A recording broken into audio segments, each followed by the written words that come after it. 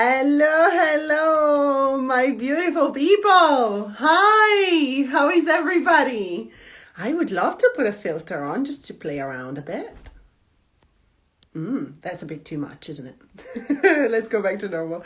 I'm waiting for Carluccio. Hello. So, welcome to the first episode of the Narci-Series. Today, we are going to be talking about financial abuse. Carluccio and I have both been through narcissistic abuse in very different ways, and we have both also healed in very different ways. So we did a live a few weeks ago, and it was really great. People really enjoyed it, and you were participating. So many of you were. And we decided, you know what, let's join forces and just do a mini series about the subjects and all the possible things that can come up when we talk about narcissistic abuse. You know, the first episode today is going to be about financial abuse, but there's also going to be more episodes coming. We're going to talk about intimacy. We're going to talk about tuning in your intuition and listening to the guides.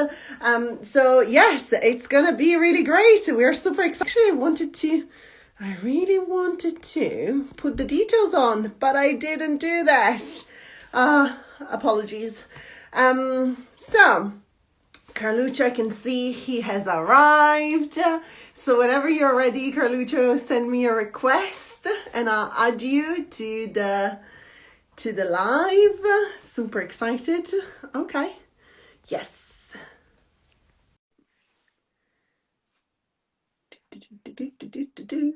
Is it happening? Hey, it is happening. Hi. I'm so happy It is finally happening. Me too. I am excited to see you, and I'm happy to share with your beautiful soul and energy. And we have an amazing topic today. Um, and first of all, I want to thank you for this opportunity. And also, I want to say that I want to thank everybody that is here and that is watching this after um, is uploaded on your IGTV. Um, because this is a very like kind of like a sensitive subject that we're going to talk about, and it can also make me feel very emotional. So let's see what comes up. Yeah, absolutely, absolutely. Hello, Maddie's joined as well. Do you know what I did? Just something a little bit technical, because silly me, I didn't put the title. So now Oh, that's whoever, fine. so I hope it's gonna be okay. But whoever joins, I'm gonna repeat it a few times during the live what we're doing. So for everybody who's joined now, this is episode 1 of the Narci-Series. Thank you, Carluccio, for having blessed us with that title, because I think it's amazing. So first episode of the Narci-Series, and we're going to talk about financial abuse. So what I really want to stress here is that we are bringing both our professional selves to this chat as well as our personal selves. So we are going to share our personal experience, but also we are here to help, because we know that so many people go through this, and so many people have found themselves with a narcissist or have gone through financial abuse, even if it wasn't with a narcissist. And we know what it feels. So if you have any questions, if you're watching and you have any questions during the live, feel free to drop them in. We are going to literally, last time we did this, we were answering every single person's questions. So, and we are super happy to help you and share what we know and what we've learned, both personally and professionally. So let's get to the juice of this. Yeah, Right. let's get to the juice of this. First off, if you've got a friend that you think might benefit from this talk, there is a little plane right here, Yeah. and then you just tap on it, and then you send this live to your friend. Um, I think you said something very important, is that you don't have to be a narcissist in order to be abusive when it comes to financial subjects. Yeah. And gaslighters do this. And we sometimes think of men when it comes to narcissism, but women are also narcissistic Yeah. too. Yeah. And and you may think, oh, that's not my thing. Like I haven't been through that. But the thing is that financial abuse is so embedded in society that we don't even realize we're being abused. Um, that's the problem, I think. That is why it's very hard to kind of like um, uh, pinpoint at that narcissistic abuse or financial abuse in this case is because it's so embedded that we don't even know it's happening. Yeah, yeah, I completely agree. And also, it doesn't mean that it can only come from a partner. It can come from friends, family, a lot.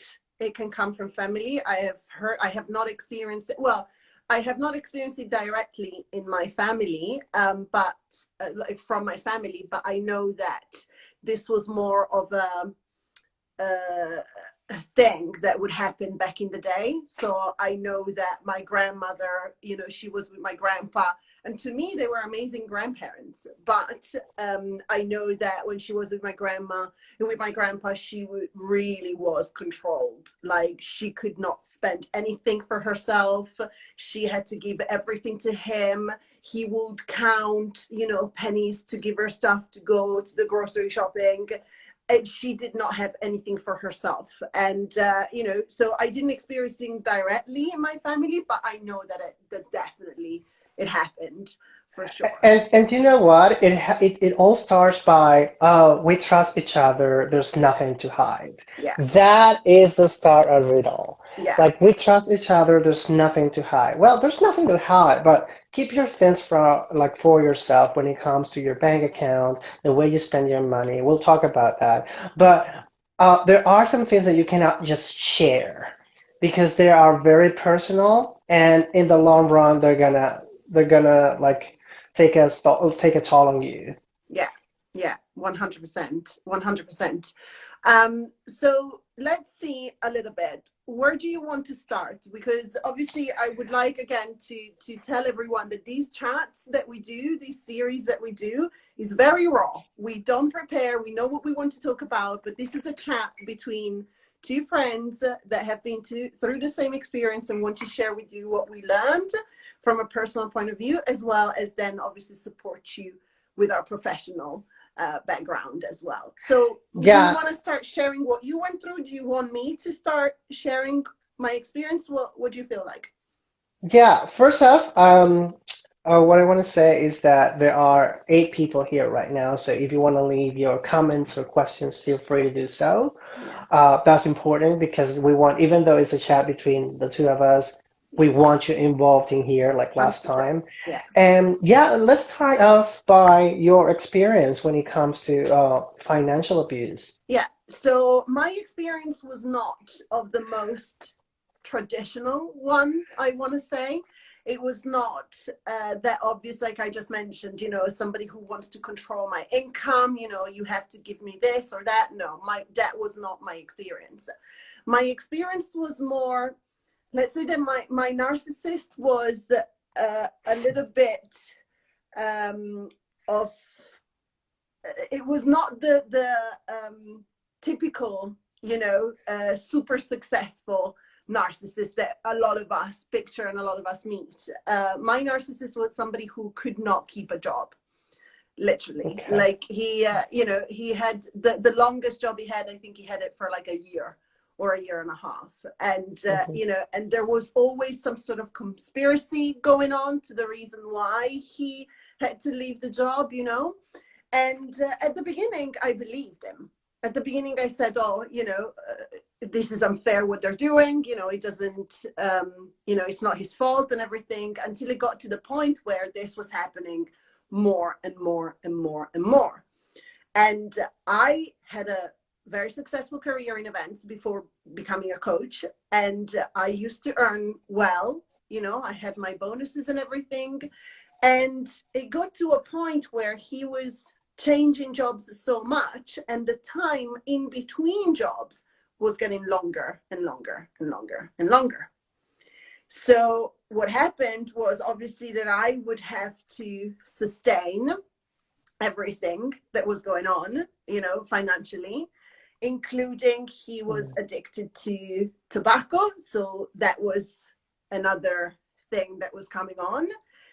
But the real abuse for me financially came after I left, because I was left with, I had a credit card in my name, and all the times that he was left without a job, I couldn't do everything with my salary. So I used a credit card saying, oh, I'm going to trust him. This is expenses that we're going to share. But then when I left, I was left with a pretty big debt on my credit card. And I'm not going to say, of course, I used it for my own things as well. But during the last year and a half of our relationship, a lot of that went to pay for those months in between when he wasn't working. So, and then I've asked for help to him, and I said, look, okay, we're going separate ways and everything, and it was my decision. Yes, great, but this needs to be done. I am left with thousands of pounds of debt of a life that we shared together, and I Yeah. want us to, I want help paying it back. And that's where, poof, people disappear, don't they? So that's It's like when magic. that's when it's like, whoa, do you want to get rid of a narcissist? Ask for money. They just go Oh, there you away. go. They Yeah, just that's a go good away. one. That's And a good one. yeah, so I was left completely on my own with that. It was also the first time for me that I was living on my own, so I had to pay the debt and everything. And I remember he gave me, we got the, obviously he left the house, and we had paid a deposit for a house to rent, right? When you rent in this country, you pay the deposit for it. You pay 6 weeks deposit or so, and we paid that together. And he said, oh, I'm going to leave you my half of the deposit, which was £500, to cover some expenses, so that you can put that towards the debt in the credit card. And I was like, that's 2 years of debt. You're giving me Hmm. £500? Like, you're joking. Hmm. You have to keep paying this with me until it's done, And I remember then at one point he gave me a couple of £100 here and there. And then when I was very much in touch with his mom, and because his mom is the narcissist of the family there, and she was the one, Uh, manipulating and maneuvering everything.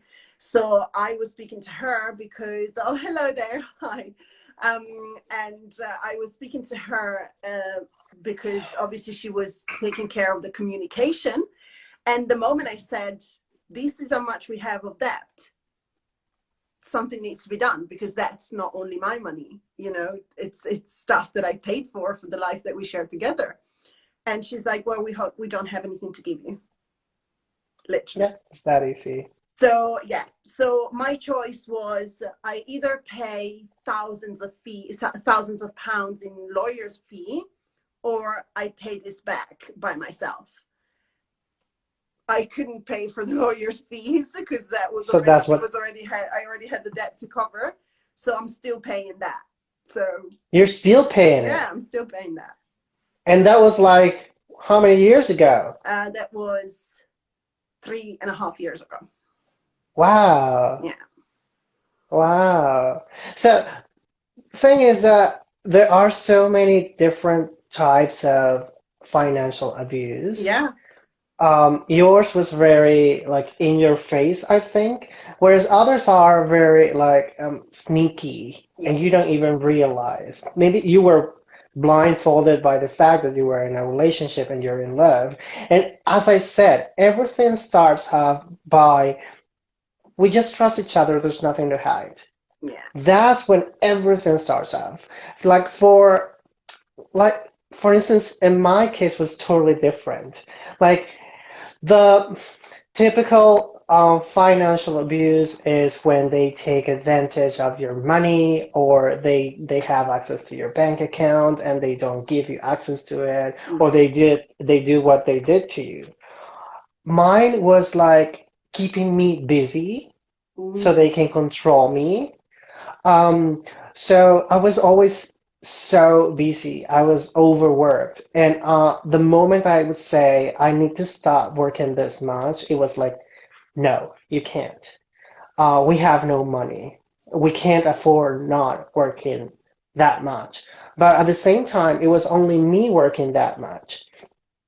And I didn't care back then. I was like, okay, I think I wanted to prove that I was okay with it as well. Mhm. Because they make you think, oh, you're with me and you're with me for a reason, so you better prove it as well, right? Yeah. So, so that's what happened to me. And then financial abuse comes, as I said, in so many different ways that I couldn't see it for like for myself what was going on. And I think I realized I was going through financial abuse way after our split.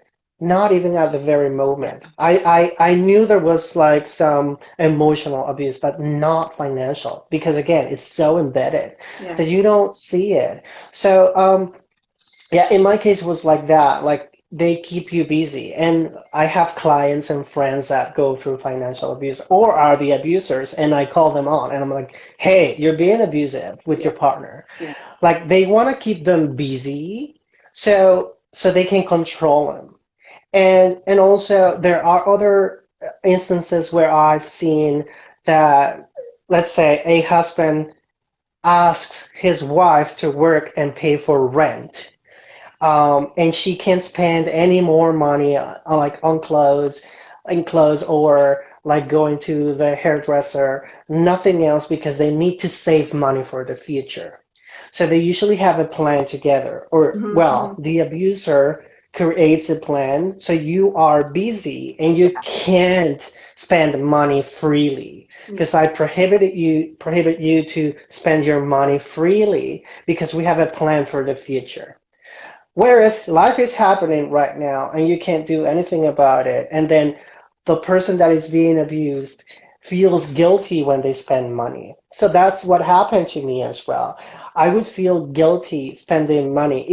It became that much that when I was working in an office and people would buy like lunch and they wouldn't bring lunch from home, I felt like, wow, that's a big expense. Like that was something like, oh my God, Mhm. because I wasn't even allowed to do that, you know? Mhm. Like it was a lot for me to do that, even though I was working like Monday to Monday. Mm. And then I realized something was wrong when I said, I want to go to this play.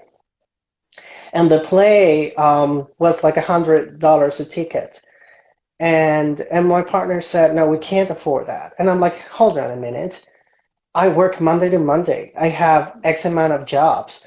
When is it that I'm gonna be able to afford a ticket to play? I don't get Yeah. this. Like, do I need to work like I don't sleep, and then that's when I have to work, and then we can go to a play. Yeah. So that was the red flag to me. I'm like, there's something wrong here. Like there, I can't work anymore, but still I can go to a freaking play.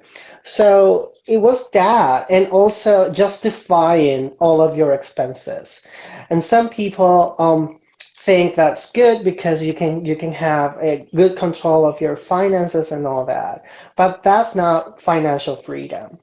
If you have to justify all of your expenses to your partner, um, or whomever the relationship you are in with, then there's something wrong with it as well. You don't have to justify everything. Yeah.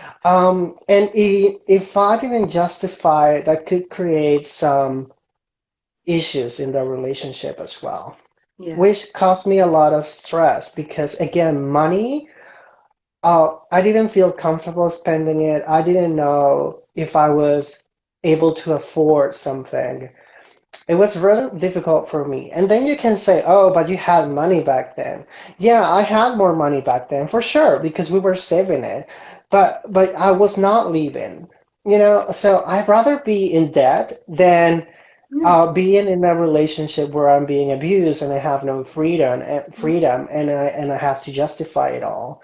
So Yeah. that is why I want to stress that financial abuse comes in very different ways. Yes.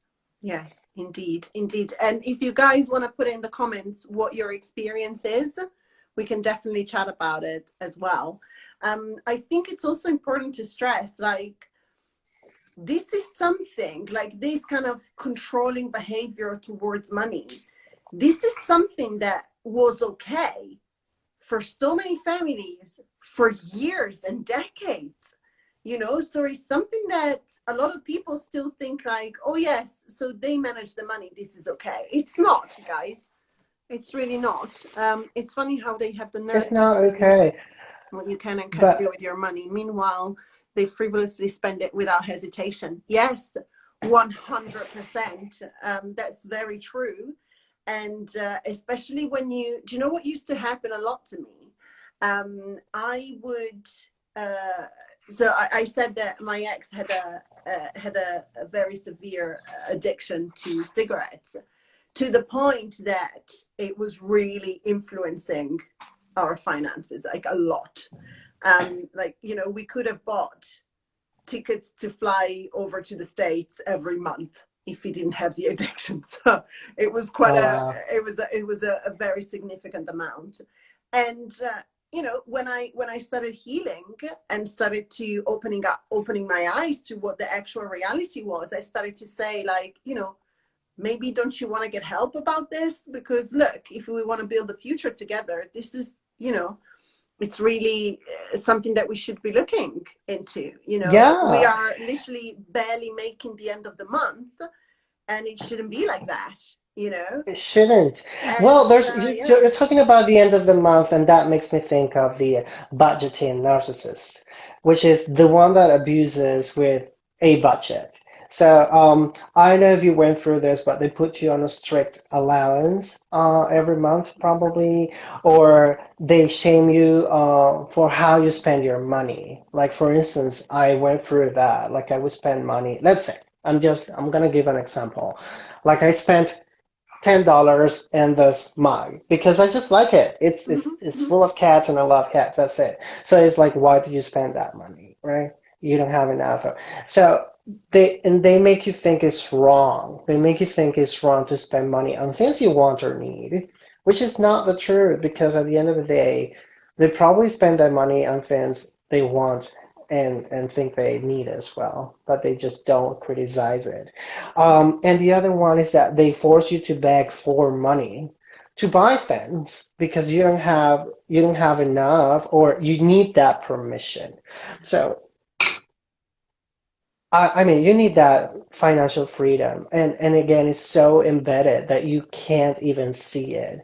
So if you're going through one of these episodes or you've been through one of these things, we're not saying that that person was a narcissist, but there was some financial abuse that, again, is highly accepted in society as of now. Um, my parents have always had different bank accounts. They don't have joint accounts. So I think that's great, and that's what I've done. You, separate bank accounts is healthy because you can keep your own money, you know how to spend it. And like one of my clients that is an abuser, and I've told them that they are an abuser. I told them you're being abusive towards your wife when it comes to this subject, and he goes like, yeah, I know. I'm like, what are you Whoa. gonna do about it? Yeah, what are you gonna do about it? No, I'll change when we buy this. Like, let's say I'll change when we buy this house. I'm Mhm, like, hell no. You gotta do it now or you're killing your wife. mhm. And you're not loving her. That's not love. So the like I get very sensitive when it comes to this subject because again, money is everything to us and because that's why we work. So if they control that part of you, they got you. Yeah. So that's why they go for money, because that is a big part of our living. Yeah, absolutely, absolutely. And I found I was never ever able, as you know, I was in this relationship since I was 18, so I was super young and stuff like that. But I was never able to manage. We were never, as a couple, we were never able to manage our finances well because it was not possible to even sit down and say the only thing that we knew we had figured out how to pay was rent, and that's it. Everything else was like random. The bill is coming, who's paying for this, who's paying for that. So it was very like not very much organized. But when I went to live on my own, and then when I met my boyfriend, he's very good. He was taught really well about managing money and everything. So we have decided to have a joint account. However, we are only putting the same amount every month together. That's the So healthy X way. amount I Exactly. put, X amount he puts, and the only thing that the joint account is used for, it's for, all the direct debits, all the bills, all stuff like that comes out from that account, but we put exactly the same. And it's super important that you have this, because remember, a relationship is a partnership. It's something that you are walking together on the same road, going towards the same direction. You are equal. The other person isn't more than you, and obviously isn't less either. So it's super important that you are treated the same in the relationship when it comes to, I mean, next week we're going to talk about intimacy, and that's going to be another big subject. Mm. But when it comes to everything, you should be equal. You should be listened to. And Yeah. if you have any desires in terms of, I want to go to the hairdressers and do that is your money. Do whatever you want with it. Do it. That's why you know you're working like a horse yeah. because you want to get your own things, right? Yeah, so and I see that a lot. Like I see it very often. Like um one side of the relationship prohibits the other or criticizes the other for the way they're spending their money and try to control that. Now, we're talking about romantic relationships, but this happens everywhere. Yeah. Like it can happen in a church. I worked for churches. So there are people that are financial abusers. Like, let's say a doctor that earns a lot of money but still asks the church for money. That is financial abuse. Um, um, in companies, like for instance, I remember there was this person in a company I worked for that stole money from the company, and nothing happened because he knew how to play his tricks, and then nothing happened. And I'm telling you about a person that would drive a Ferrari to work, Yeah. and then we have a like destination wedding in 2 months, and then he's stealing money from the company. That's when you say, hey, there's some financial abuse here. And why is that abuse? To all of us, because we're part of a community, which is our job or office, Yeah. and that money that he's taken and nothing happened to him.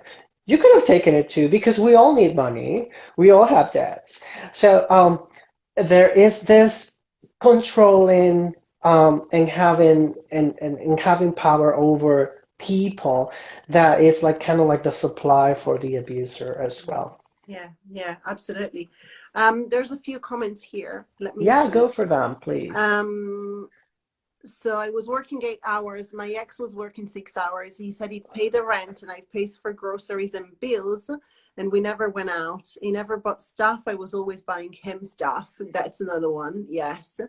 My ex would manipulate me into giving him money before we'd walk into a store or restaurant, so it would look like he was the one paying. Yeah, this one is, Oh, yeah. Yeah, it's my boyfriend now encourages me to spoil myself. That's healthy. Exactly. That's good. Stuff that, yeah. yeah, absolutely. Yeah, it's terrible when they criticize the way you spend your money. Yeah, Let's say you bought a deck of cards and they go and laugh at it because maybe this means nothing to them. That's abuse. Like you need to respect. yeah, I worked for that money, and if I want to buy a deck of cards and I believe they're helpful for me, you need to respect that. Yeah. So I don't let anyone talk me down when it comes to how I spend my money. Yeah. The thing is that after you split or after you take your distance from that relationship, they can still hurt you like it happened to you. Yeah. Because you had to pay, you're still paying for that. Yeah. Or they can just come and say, hey, I think you are a big spender. And that's happened to me. And that creates some issues. I'm like, oh, yeah, I'm a big spender. How do I? No, it's just that we Yeah. have different points of view when it comes to realizing what's important for your life and what's important for my life. Yeah. Um, so this doesn't end when you end the relationship. You need to put a stop on it and work on yourself. And again, work on your security on how you spend money and the priorities you have. I'm not saying we don't go crazy with money Of sometimes, course, my and goodness. that is yeah, Yeah. but it doesn't have to do with the fact that there are people controlling over this, or they are criticizing what you're doing, or if we go to more extreme cases, there are some people that don't even know how much money they have, or Yeah. their partners steal money from them, um, or like they put the partners into huge credit amounts, and then they're in big debt like you did, Yeah. like it happened to you. Yeah. So there everything that involves money that is hurting you in the name of a relationship is not okay. It's not okay. No, I wanted to give you guys who are here an example, because I think what you said about spending the money on the deck of cards, I think that's an amazing example, or anything that you like. So let me show you this so that you see it from the outside.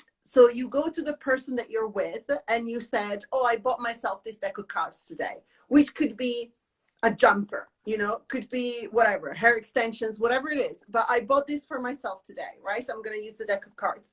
And they start saying, how did you spend your money? That's useless. Why did you do this? Blah, blah, blah. They are not only abusing you financially because of the judgment that they have of how you spend the money, but they are also, I would like you to go a layer underneath here and see how they are actually not appreciating you as a person, because you buying the deck of cards because you enjoy that, that's part of your essence. That's part of who you are. I enjoy this. This is my personality. This is what I do. So by criticizing that, they are not accepting who you are. And this is exactly what a narcissist does. They take your essence out of you, because today's the deck of cards. Tomorrow is, what music are you listening to? That's crap. Then it's, oh, the movies that you watch are stupid. Yeah, that happened to me as well, big time. So, have a look. I would like you to, if you are in this situation, to really take and observe some sort of criticism that has been done to you on the way you spend money, and go a layer underneath and literally have a look at what that means, because it doesn't necessarily mean that they're only criticizing the money. It's not only about the money, it's about so much more. And it's about being with somebody who does not appreciate who you are, because we know that for a narcissist, it is never about the other person. It is about the supply. It is about what they get from you.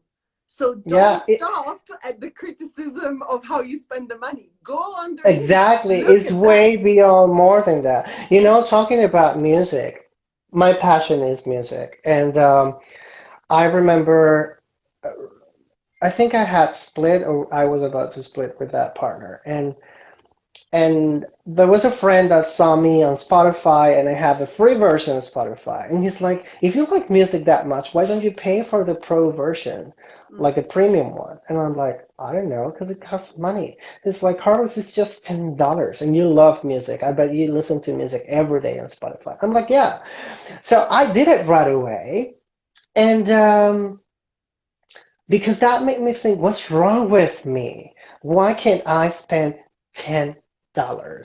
and in a thing that I enjoy every day. Mhm. Um, so what I want to say with this, and what I want to express with this example, is that for like in the long term, I would doubt any decision when it comes to how I spend my money and on what I spend my money. So it became my own issue after a long time. I didn't need that person to be with me anymore. Because that person already created all this bubble of doubts and insecurities and criticism and all the negative things around money that even though he wasn't there anymore, I still have them and I had to heal that. So I'd like to know how you proceed with people that um like when your clients come and they have financial abuse, how do you tell them to heal that part of themselves? But before that, that I just remember I have clients because I talk to a lot of people, and the partnership is suffering, the relationship is suffering because there is an abuser outside the relationship. Mhm. For instance, a mother-in-law Mhm. that is asking for more money than needed and is affecting their relationship because then again there is a kid that is um, um, let's say is affected by this abuser and Mhm. can't say no, and then the other person who is not involved in it is like, okay, I need to do something, and I get upset when you send that amount of money. Mhm. But they can't see this in this case the husband can't see that he's being abused by his family members outside of the relationship. That's also abuse. So it doesn't happen only in the relationship, it can be outside of it Yeah. and affect the relationship as well. So yeah, how do you go about when somebody comes with financial abuse? How do you start healing that process? Well, Mhm. So it's always about when it comes to, like we just said, so with narcissistic abuse and toxic relationships, and we said financial abuse now, it's never about only that specific thing. So every single time, whatever the subject is, whether it's intimacy, financial abuse, or whatever it is, we always want to go a layer underneath and see what that particular episode actually means. And then you just go back and rewire your brain to think in the way that you want to think. I'm not going to say in the right way because there's no right or it's the way that you want to think, and it's the way that is going to benefit you, and it's the way that is going to empower you. So the first thing we must do is to go a layer underneath, always. And we always see, okay, so for example, you said, oh, they criticize me because I bought a deck of cards. Okay, what does that mean? That means that they are criticizing the person that you are. So they had a problem with your essence. So what does that tell you about them? And then you go back and back and back and back until you find the starting point, rewire that, and then go forward. But it takes different trials, obviously. It can be different episodes. There's always something. Also, another thing that we need to look at is how is it triggering you today. hmm. So there is an episode from the past which you might sorry, might have some trauma from, but that episode from the past, how is that triggering you today? How is that affecting your life today? So if you say, oh, it's affecting me because now every time I have to spend $10 on something, or every time I buy a deck of cards, I feel guilty because I cannot buy it, because I am reminded that it's a useless purchase. Okay, then what is important to you about buying a deck of cards? Well, it's important to me because that's who I am. That's what I do. That's what I do for a job. That's my vocation. That's my essence. That's my person. Okay, then what is it more important? How do we reframe that in a way that it's not going to bother you anymore every single time you have to go and buy something for yourself, whether that's a deck of cards Uh, or something else. You know what I mean? So it's always about going a layer underneath and understanding where it comes from, what it's causing, and how you want to change it for the future. What do you want instead? So it's always about, and it's a very different story for very different for everybody, because as we said, it's not always about an intimate relationship. It can be about families. I mean, to be honest with you, I remember my mom telling me something about my dad's family, that when my grandma was alive, there was a part of a side of the family that would come and cash in every week. So yes, and I didn't know. I think I was like really super little, but that was happening as well. So it was very, you see, it's so many different ways, so many different Mm. ways. Yeah, there's so many different ways. There, like I know abusers, financial abusers, that are always complaining. So they make you think money is an issue for them. But when you see around, it's like, no, I don't see any issues here. You have a really nice house, you've got a pool, you've got a new car, you can travel. So why are you complaining about? And then what happens is that they ask you or your family members for money. And then you're like, and then the other, let's just say an example here. Let's say is one of your brothers, and then um, your mom is giving out money all the time.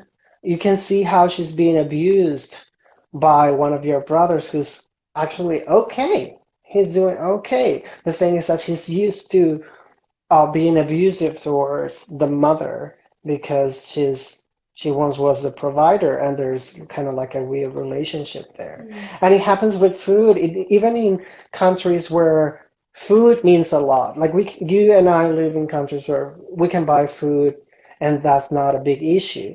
But in countries where food is an issue, you can also be abusive. That's financial abuse. yeah, Um, Getting all the food for yourself or your family and leaving your parents with no food. Your parents are never gonna say no. It's weird that parents say no. Like I need my healthy boundaries here, yeah, because there's this thing about sacrifice and love as if they were together, which is yeah. not true. Nope. Um, yeah, but whatever means money in this case, it could be a car overusing your car and not paying for it, not paying for gas, not paying for insurance, not paying for the service, oil changes and stuff. And again, going to your kitchen and spending it all, and then it's like, okay, nothing happened. And then you're leaving your parents with no food. When, let's say, in countries where food is more expensive and it's an important subject as well. Yeah, absolutely. And I was even thinking, while you were talking about it, I was even thinking that the trauma response to this abuse is the guilt for then buying anything for yourself years after. Years after you're there and you're like, you're doing all right, and you're like still debating whether you should buy a $5 t-shirt or not. The guilt of doing something for yourself and putting yourself first, or of having the pleasure of doing that. It's even accepting gifts. If Hmm. somebody gives it, not necessarily a money gift, but it's somebody, but being, has it ever happened to you feeling somebody gives you a nice gift? Well, any gift is nice, but a nice gift, and you feel uncomfortable because you don't feel like you can accept it, because in a way in your subconscious you believe that you're not worthy of it. Exactly. you know Exactly. that's Look, just by financial abuse is just one dot, it's one little thing, and look how many things are coming from it. It's not only your intimate relationships, it's families, it's work, it can be friendships, everything. And look how much it's linked to it. Guilt, it's linked. It's there's so many, Guilt. so many dots that can be Yeah. connected there. Yeah, and I think you touched a very important point where people that haven't been to like in a abusive relationship may think, oh, you just send them to hell and that's it. The problem with abusive relationships is that they last longer than you think. Even after you divorce, after you split, after you send them to hell, you still carry with the consequences for years because you need to work on that because they mess up your brain, Yeah. and then you need to work on that again, gain your security back, gain your self-esteem back. um, and that's the problem. That's why we're talking about this, because Yeah. we don't want more people going through abusive relationships, and um, and it takes a long time after you decide not to be with them for you to heal. And I bet you can say, because this is what you do for a living, so I bet you can say from experience how hard it is for people to leave that behind. Not only the relationship, but the guilt that comes with it afterwards, and the dependency on things as well. Because someone that has been through a financial abuse may think that they don't know how to manage their own money. Yeah, yeah. That's absolutely very, very true. And you in these kind of situations, the the most obviously working on yourself, of course, but that and your mindset and rewiring your brain in order to heal that trauma that has happened. But then when it comes to money, uh, definitely ask to an expert. You don't have to figure it out yourself. I find that, especially when it comes to I mean, I have a business, and there are some things that I'm not a finance person. I don't get it. And it's very overwhelming sometimes. But if you had that background of financial abuse as well, it's double the worry, it's double the overwhelm. So there is absolutely nothing wrong in asking for help. And also another thing, don't think that in order to ask to a financial expert, you have to be some sort of millionaire. That's another myth. You don't. Like, anybody who wants to organize their money, please ask someone, and don't go to your friends and family and unless they're experts in the subject. But don't give your money to them. Keep your money for you and get an expert. Go talk to some people who know what they're doing, because it's super duper important you It know is. Mm, And this talk started off by saying this kind of abuse is deeply embedded in society. yeah. And that makes me think of our mothers and grandmas who didn't have a chance, some of them didn't have a chance to actually work, and they became housewives. And that was the thing to do. It was the normal thing. But most men in this case took advantage of that situation to control and have control over their wives and abuse. Because again, lots of women that I know that are seniors now wouldn't leave their relationship. Because of that, they wouldn't have anywhere to go. And I know young women right now that are married to rich guys that wouldn't leave the relationship even though they are unhappy, because again, they don't know what to do. Like they think that this guy is the breadwinner and is the only breadwinner in the world, and Yeah. that you're not able to make your own money. Um, and a very serious case that I know is that there is a couple, and one of them forces his wife to be a prostitute. So Mhm. that's another kind of abuse. I mean, there's a lot of abuses there, emotionally, physically speaking, and of course financial, because that brings money to home. Yeah, yeah, absolutely. That is, I don't even know how to and and where and to go. we can't even imagine that. We No. can't even imagine Yeah. that our partner is going to force us to sell our bodies. Yeah. And we think that only happens in movies, but It doesn't. they really happen in real life, and I know a couple like that. And maybe I know more that I'm not aware of that Yeah. situation. Yeah. But So anyway, I just picked and chose some of the um, voices of financial abuse, so we can Mm-hmm, just like share a little bit. mm-hmm. For instance, forces you into prostitution. That's um, threatens your employer. That happens. Yeah, Um, What else? Forces you to steal money. That happens as well. yeah. And we don't, well, again, we don't think like that, but that happens. No. Controls all household expenses as well, so Yeah, you don't have any control over that. yeah, Um, use funds from your children's savings account without consulting with you. Ruins your credit. That's something that happened to you as well. yeah. Um, they don't include you in financial decision making.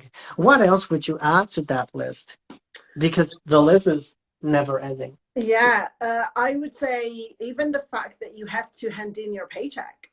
That is, the handing in your paycheck where, that's your independence, guys. That's your independence. That's what it is, you know. Or actually from one of the girls earlier, the fact that he wanted her to give her money before they enter the supermarket so that they could show that he was the one paying. That's That's that terrible. doesn't work, guys, either. Not at all. That's no, that's not an So option either. what would you say to those people that are maybe are watching us and say, hey, I have one of those things. My relationship with my partner, boss, whomever, um, is like this. What would you say to those people? I would say the first thing that you can do, start recording stuff. As in, like, recording, like, keep track of things. If you have a suspicion that somebody is stealing money from you, or if if you're giving your money away to somebody, if you're giving your paycheck, ask to see where all these things are going, because you are in a partnership, so it's your right to see what is happening with that money. So please ask to be in light of what's happening. And if that's not the case, but you feel like, somebody's asking you for $5 here or £5 there or £10 there, keep track of that. Keep track of that, because that also, when it keeps repeating and repeat. Do you remember? I don't know if it happened over in Canada as well, but there were some scams going around where you put in card details, um, where websites were hacked with people's card details.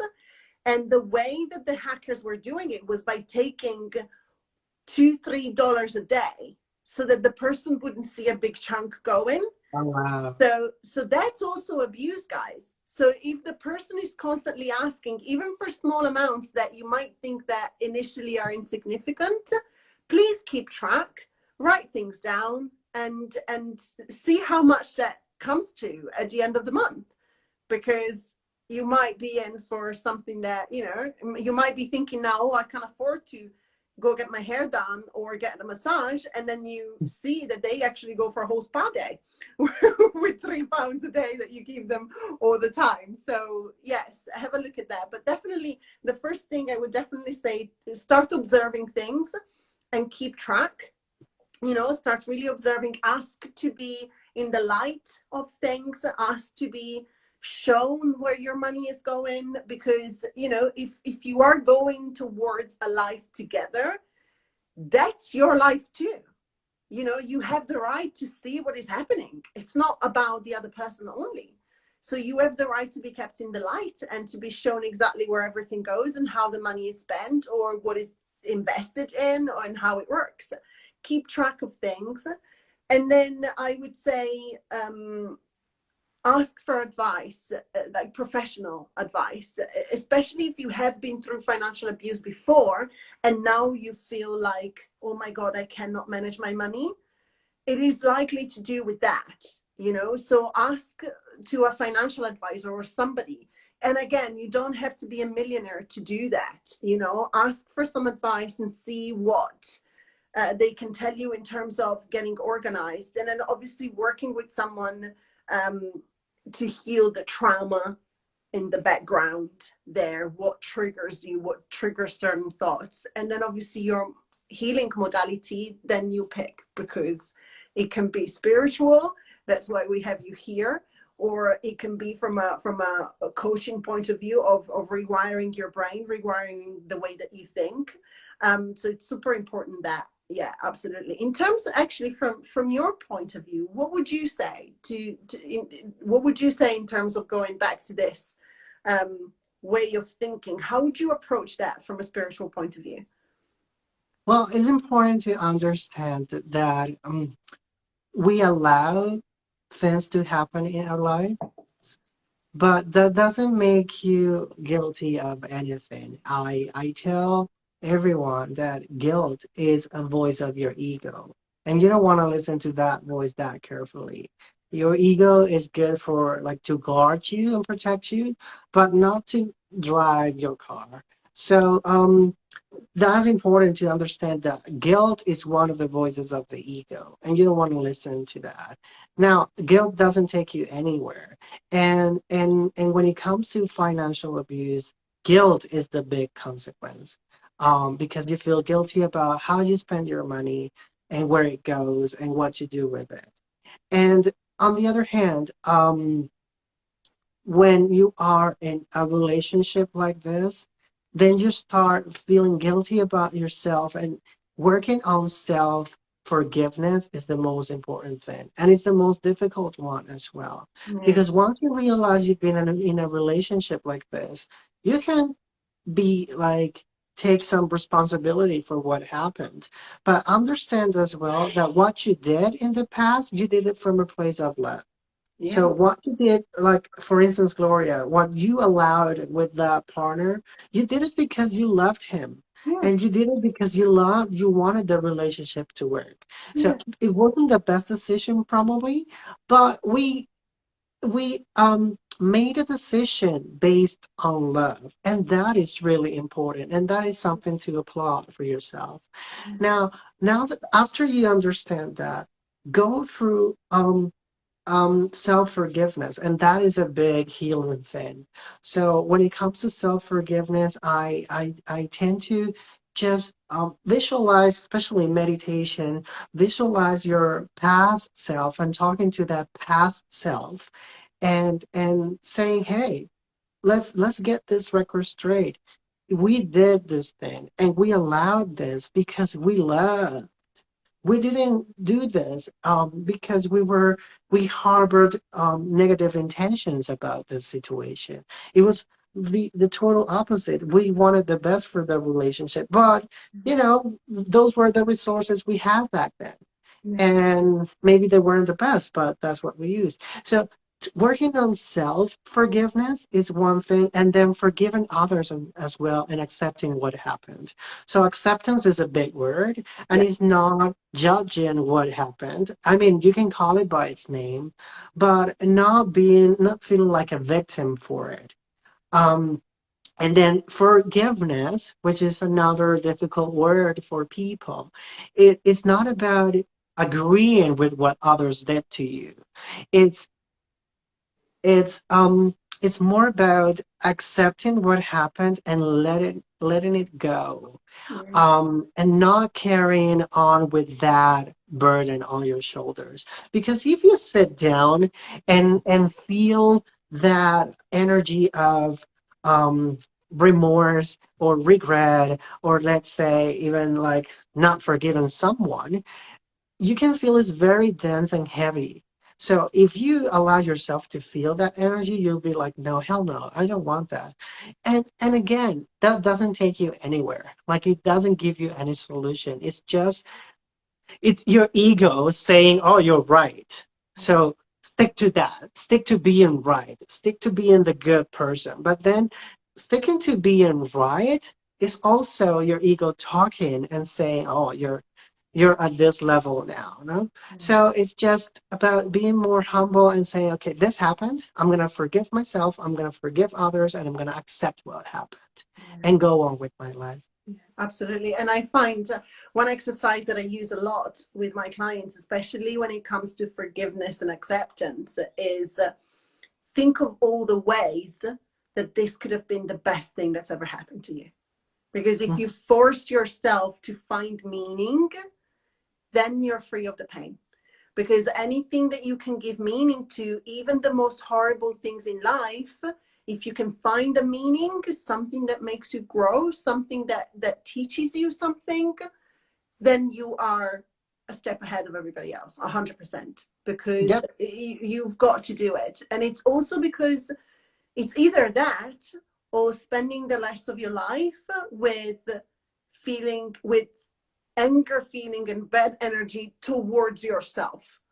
Yeah, You yeah. know, it's That is a very important thing. Like once you realized what happened, then you want to let go of that anger stage as well, because it will make you the abuser in the long yeah, run as yeah, well.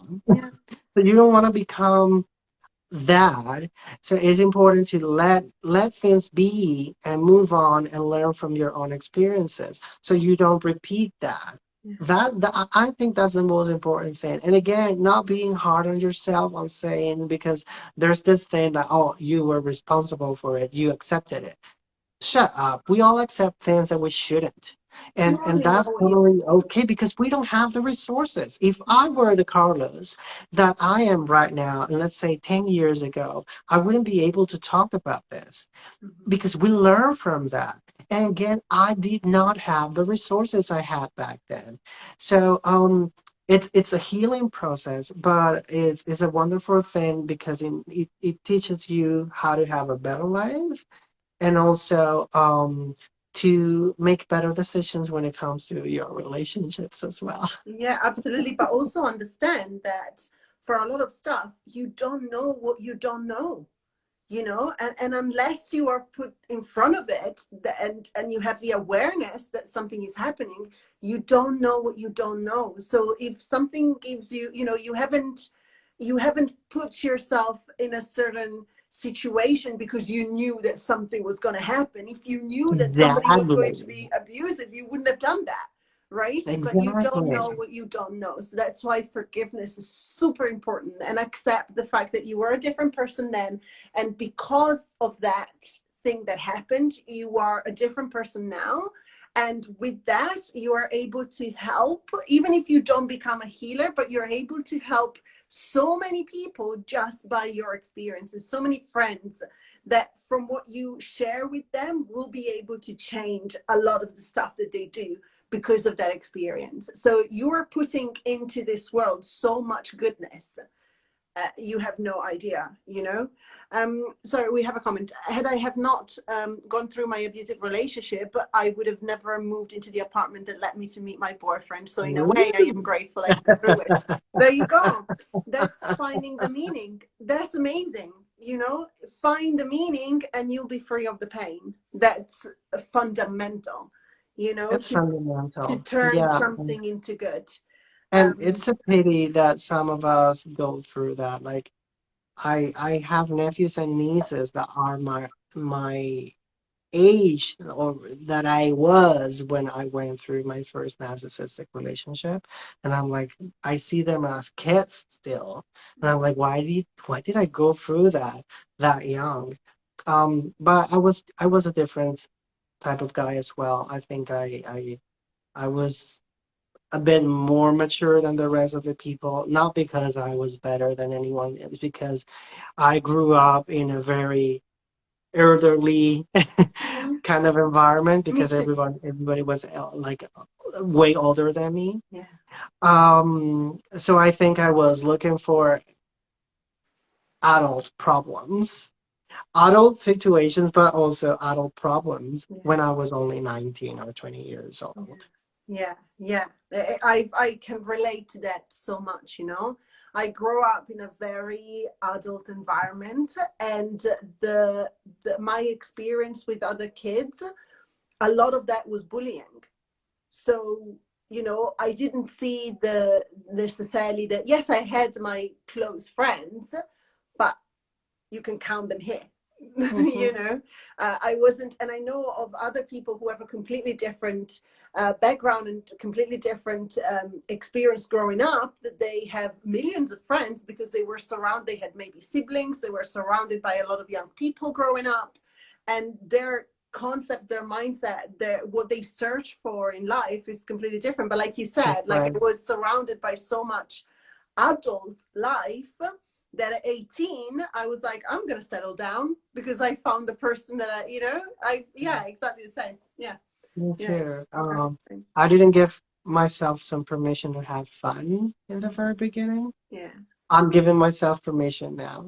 Yes, definitely. I love that. So anyway, to sum it up, Yes. I think it's important for you to kind of like um check the boxes here and see if you're going through some financial abuse. It could be really hard as what Gloria went through and I went through, or it could be just like kind of subtle and you can just realign that. Yeah, So so in 5 years from now, you're not regretting some decisions that you are making right now. absolutely. Um, because again, not every financial abuse belongs to a narcissist No. or a gaslighter. Yeah. It's so embedded in society that we think it's the thing to do, Yeah. and it's not. No, it's not. And let me just give it, just before we close, I want to give you another example. Like when I talked about my grandmother, she was born in 1929, and she got married. I think she was 18 when she got married, and she never had financial independence. She had to give everything to my granddad, and he would give her allowance, not for her, but her allowance to go grocery shopping every single week. Yeah, So yeah, I want you to, so those years, this started in the 1940s for her, right? And it lasted, my granddad died in 2003, and it lasted until 2003. So if you think that what I'm saying now sounds like from another era, I want you to know that it's not.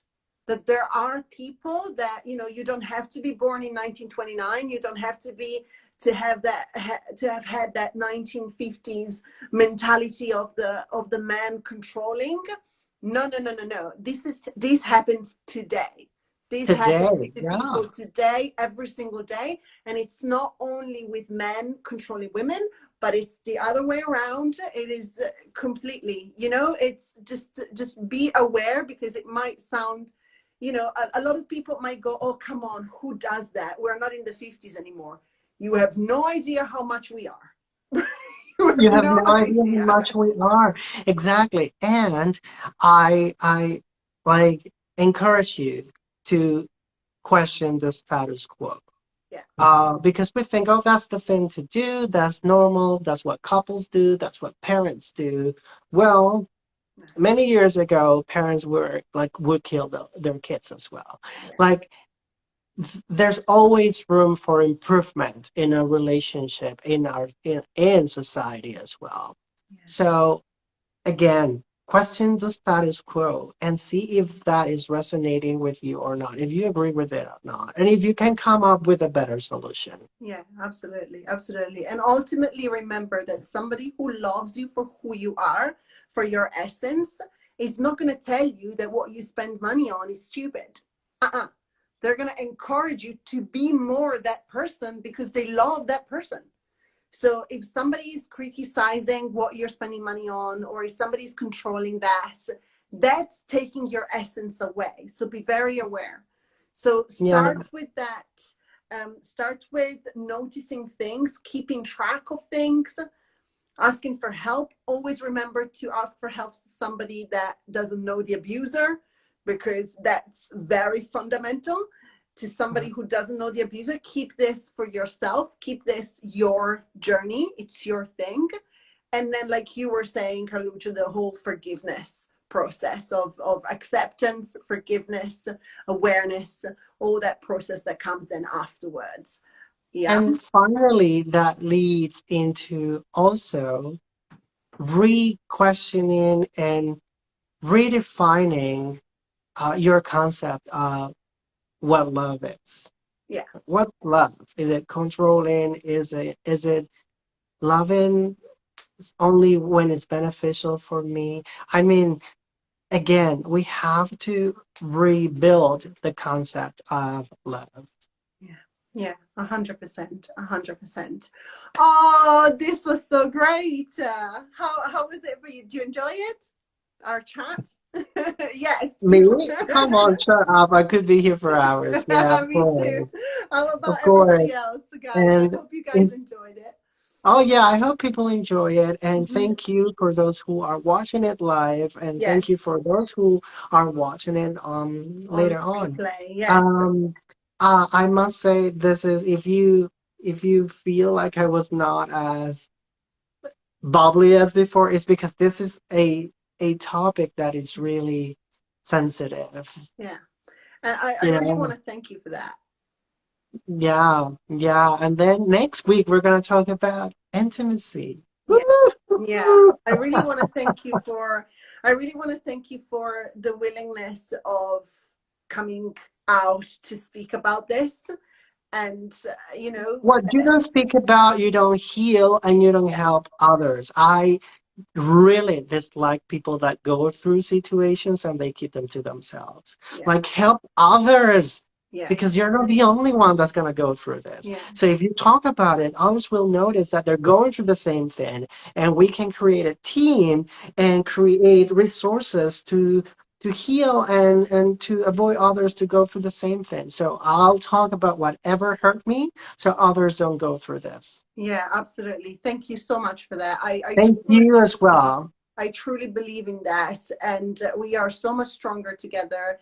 And, people don't know the power of this. So yes, so Yeah. we have had many people today, and if even one of you is gonna take that what we said and he's gonna change something about what they're doing, and then we're super happy. Or even if you're going to speak to somebody who's going through financial abuse and they are going to change something, look at that. That's already like a little bit of a butterfly effect. And that goes on and Yeah. on and on again. So Yeah. thank you so much. Thank you so much for everybody who joined. Next week, Tuesday, same time, 12 p.m. Eastern Standard Time and 5 p.m. London time, we are going to talk about intimacy. That So is if going you to be have any so good. questions, yeah, that's going to be a huge topic as well. So if you have any questions, anyone, if you want to send us your questions before because you don't want to ask them live, please do that. Absolutely, we're gonna definitely collect them and then answer them. We'll be sharing a little bit about our experience, but then we're here for you. So we hope we helped. And thank you so much for tuning in. Thank you so much, Carluccia. This is always amazing Thank to go you. live with you. Thank Thank you. you. It's wonderful to be with you. Thank you. Take Mwah. good care of yourself, okay? Bye, you too. Bye, everybody. Bye. Bye. Bye-bye.